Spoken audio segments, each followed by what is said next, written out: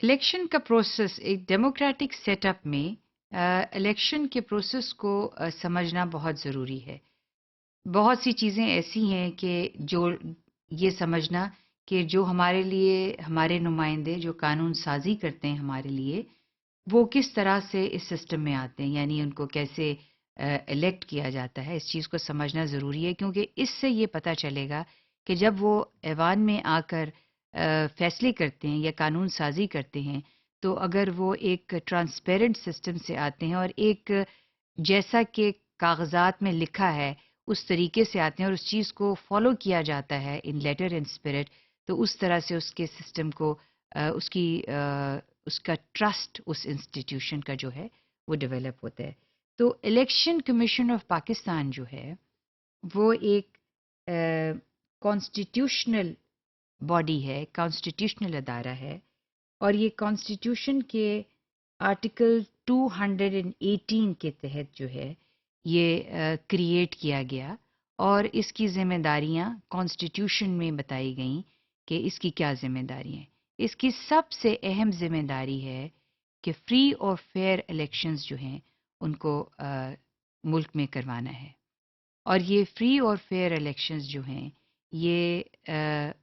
ضروری ہیں تاکہ ایک ٹرسٹ ڈیولپ ہو. یہ ادارہ جو ہے یہ اٹانومس ہے،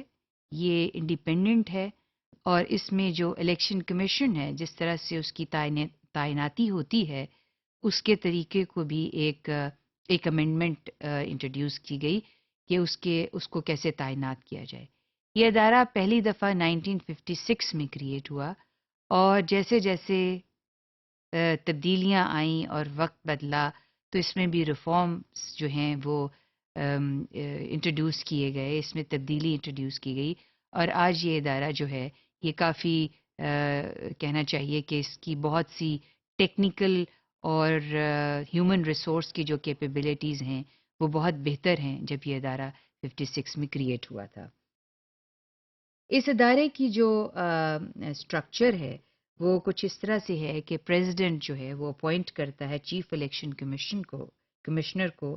اور 4 ممبرز جو ہیں الیکشن کمیشن آف پاکستان کے ہوتے ہیں.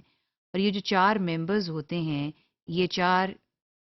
صوبوں سے ان کے ججز ہوتے ہیں جو اس کے ممبرز ہوتے ہیں. Fully independent, fully autonomous, and they can give their views. Prime minister جو ہے وہ is the leader of the house, اور لیڈر آف اپوزیشن جو ہیں یہ دونوں مل کر تجویز کرتے ہیں 3 نام اپوائنٹمنٹ چیف الیکشن کمشنر کی اپوائنٹمنٹ کے لیے. یعنی پریزیڈنٹ کو 3 نام دیے جاتے ہیں جس پہ لیڈر آف دا ہاؤس اور جس پہ لیڈر آف اپوزیشن متفق ہوں، اس طرح کے 3 نام ان آرڈر آف پرائرٹی دیے جاتے ہیں. پھر یہ پریزیڈنٹ کی ثوابدید ہے کہ وہ کس کو پک کرے یا سلیکٹ کرے. لیکن عام طور پہ کیونکہ اس فیصلے میں تجربے میں یہ آیا ہے کہ اس کے تعیناتی میں ایک کافی طویل عرصہ لگ گیا، اور اس طویل عرصے کی وجوہات یہ تھیں کہ اپوزیشن اور لیڈر آف دا ہاؤس جو ہے ان میں کوئی ایگریمنٹ نہیں ہو رہی تھی ناموں کے اوپر. لہٰذا کرتے کرتے اس کو ایک مس سے now after the election almost like after a year elections کے 2013 کے الیکشن کے بعد 2014 میں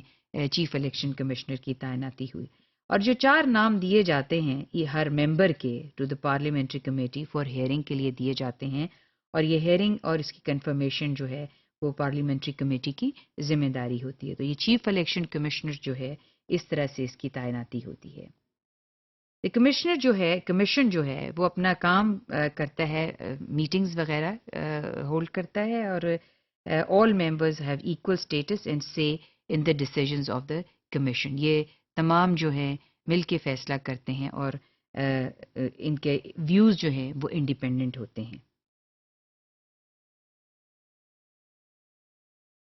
They are responsible for holding free and fair election. یہ چیز جو ہے اس کو میں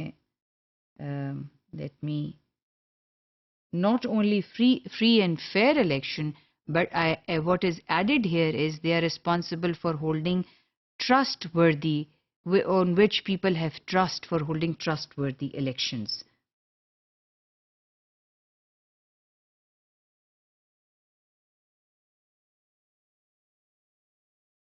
ذمہ داری ایک اس کے علاوہ یہ ہے کہ یہ الیکٹورل رولز تیار کرتے ہیں for election to the national assembly, provincial assembly,